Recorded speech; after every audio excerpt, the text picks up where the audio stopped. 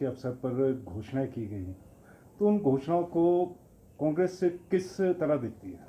देखिए, मुझे ये लगता है कि मुख्यमंत्री जी ने जो घोषणाएं की हैं उन्हें प्रदेश की जनता गंभीरता से नहीं ले रही है, क्योंकि सबको मालूम है कि चुनाव के लिए चंद महीने बचे हैं। जो घोषणाएं मुख्यमंत्री जी ने की है, मैं ये पूछना चाहता हूँ कि पिछले 4.5 वर्षों में उन्होंने ये घोषणाएं क्यों नहीं की। जो भी उन्होंने घोषणाएं की हैं, मुझे संदेह है कि ये जो है धरातल पे जो है उतरने वाली है।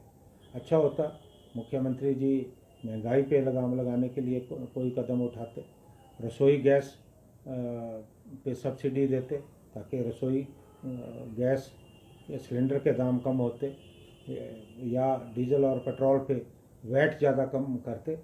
तो मुझे लगता कि ऐसा कुछ हुआ नहीं। ये केवल लोगों को भ्रमित करने का और सस्ती लोकप्रियता हासिल करने का जो है प्रयास है। इन घोषणाओं से भारतीय जनता पार्टी सरकार को कोई फ़ायदा होने वाला नहीं है, क्योंकि जो ये कुशासन रहा है, देश की जनता ने देखा है कि किस तरह से समाज के हर वर्ग की उपेक्षा हुई है। प्रदेश में कहीं विकास हुआ नहीं। 70,000 करोड़ से ज़्यादा हम पे कर्जा है। कर्मचारियों को तनख्वाह देने के लिए पैसा नहीं है। तो ये सरकार केवल पूरी घोषणाओं से लोगों का विश्वास जीतना चाहती है। मुझे लगता है कि हिमाचल प्रदेश के लोग समझदार हैं, वो इनकी बातों में आने वाले नहीं हैं। सर, वहीं पर जाए तो क्या सरकार आपका मॉडल अपनाने का प्रयास कर रही है प्रदेश में? देखिए, मुझे मालूम नहीं कि ये किसका मॉडल अपना रहे हैं, लेकिन झूठ के सहारे आप ज़्यादा देर तक जो है राजनीति नहीं कर सकते, क्योंकि आपको ज़मीनी स्तर पे जो वास्तविकता है उसे समझना है। मुझे ये लगता है कि सरकार अपने रास्ते से जो है बिल्कुल भटक चुकी है और लोगों को जो है भ्रमित करने का जो है एक सुनियोजित प्रयास किया जा रहा है।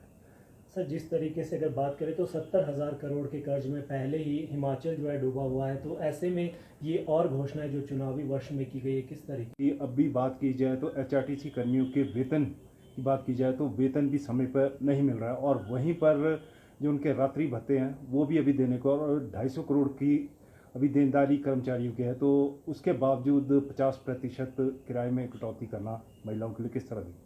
देखिए, अगर सरकार ने इस तरह की घोषणा की है, अगर सरकार सक्षम है, अमली जामा पहनाती है, इस घोषणा पे हमें कोई आपत्ति नहीं है।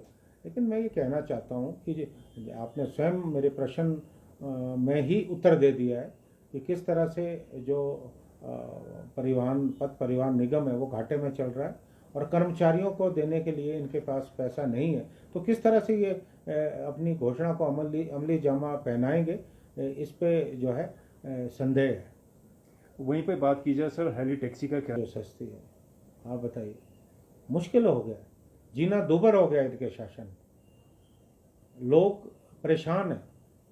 लेकिन सरकार का कोई भी प्रयास जनहित में कहीं नज़र नहीं आ रहा। सरकार जो मर्जी करे, लोग समझ चुके हैं, लोग देख चुके हैं, लोग इनकी बातों में आने वाले नहीं हैं।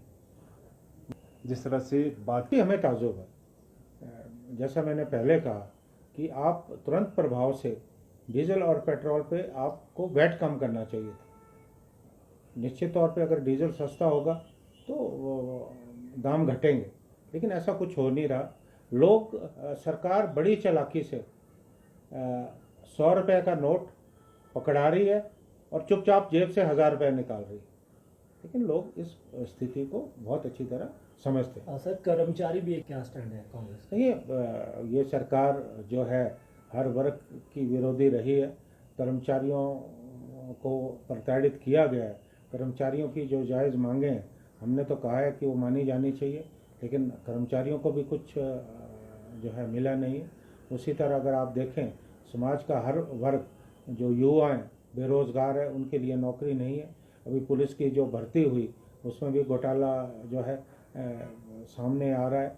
सरकार में जो भ्रष्टाचार है वो भी सामने नज़र आ रहा है। बड़े बड़े जो अधिकारी हैं सरकार में बैठे हैं, उनकी भ्रष्टाचार में स्लिपता जो है नज़र आ रही है। समाज का हर वर्ग इस सरकार से परेशान है। और मुझे ये लगता है कि आने वाले जो चुनाव है ये अपने आप में जो है सरकार की इन तमाम जुमलेबाजियों पे जो है लगाम लगाने वाले, क्योंकि भारतीय जनता पार्टी सरकार किसी भी हालत पे ये चुनाव जीतने वाली नहीं है। आज भी कुछ उपचुनाव के परिणाम आए जहाँ भारतीय जनता पार्टी कहीं भी जो है चुनाव नहीं जीत पाई।